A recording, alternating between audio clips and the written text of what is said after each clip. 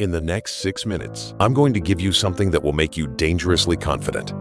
And I don't mean fake it till you make it confident. I mean the kind that doesn't crack under pressure. But first, I need to tell you something that might be uncomfortable to hear. The reason you're not confident right now, it's not because you're not capable enough. It's because you've been building confidence the wrong way, and nobody told you. Most people believe confidence comes from success, from being recognized, from finally having something to show for yourself. So they think, once I lose the weight, I'll be confident. Once I get the promotion, I'll be confident. Once people start taking me seriously, I'll be confident. So they wait and wait. And the confidence never comes, or it comes and disappears the moment something goes wrong. Here's the truth, and this might flip everything you think you know. Confidence doesn't come from success, it comes from evidence. And right now, your brain has been collecting the wrong kind. Your brain works like a lawyer building a case. Every single day, it's scanning your life, collecting evidence to answer one question: what kind of person am I? When you tell yourself, I can't do this, your brain doesn't argue with you. It opens the file and starts pulling receipts. You forgot what you were going to say in that meeting. Evidence. You froze when you had to speak up. Evidence. You tried something and it didn't work out. Evidence. One by one, those moments stack up and they harden into something that feels like fact. I'm just not that kind of person. But here's the part nobody talks about. This system has a critical flaw. It only sees what you show it. Your brain isn't recording your life objectively. It's recording selectively. It files the embarrassing moments in bold. The good ones barely get logged. You held a conversation well last week. Forgotten. You got through something that scared you. Forgotten. You delivered when it counted. Forgotten. This isn't a character flaw. Psychologists call it negativity bias. Your brain evolved to weight threats more than wins. It kept your ancestors alive. It's keeping you small. Let me tell you about myself before I understood this. I was the person who always had something to say and never said it. In meetings, I'd form the thought, rehearse it, time the moment perfectly, and then let someone else say something similar 10 seconds later. Parties? I found the corner within 5 minutes. Conversations? I stayed on the surface.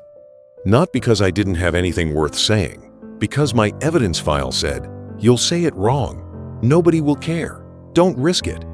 That file had been building for over 20 years. It felt like a wall. Then, one day, I got pushed, literally pushed, into hosting a small event.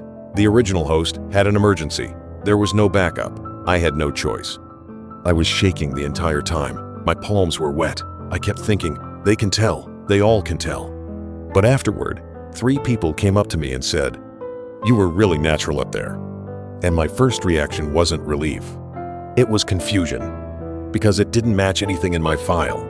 That's when I realized my brain hadn't been recording my life. It had been editing it, keeping the failures, cutting the wins. It had built an entire identity out of selected evidence. A false one. So I started doing one thing. Every night before I slept, I forced myself to write down 3 things I actually did that day. Not, I was productive, useless, too vague for your brain to hold on to. Specific, concrete, undeniable. I spoke up in a group chat I normally scroll past. Logged.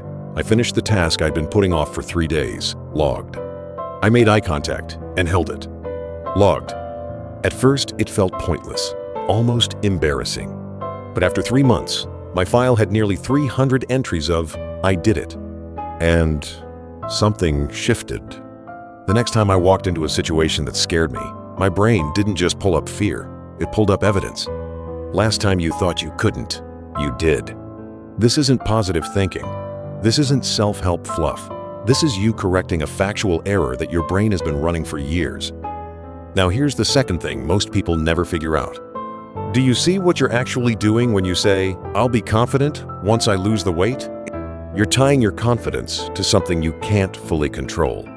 Results are never guaranteed, which means your confidence becomes fragile, conditional, always one setback away from collapsing.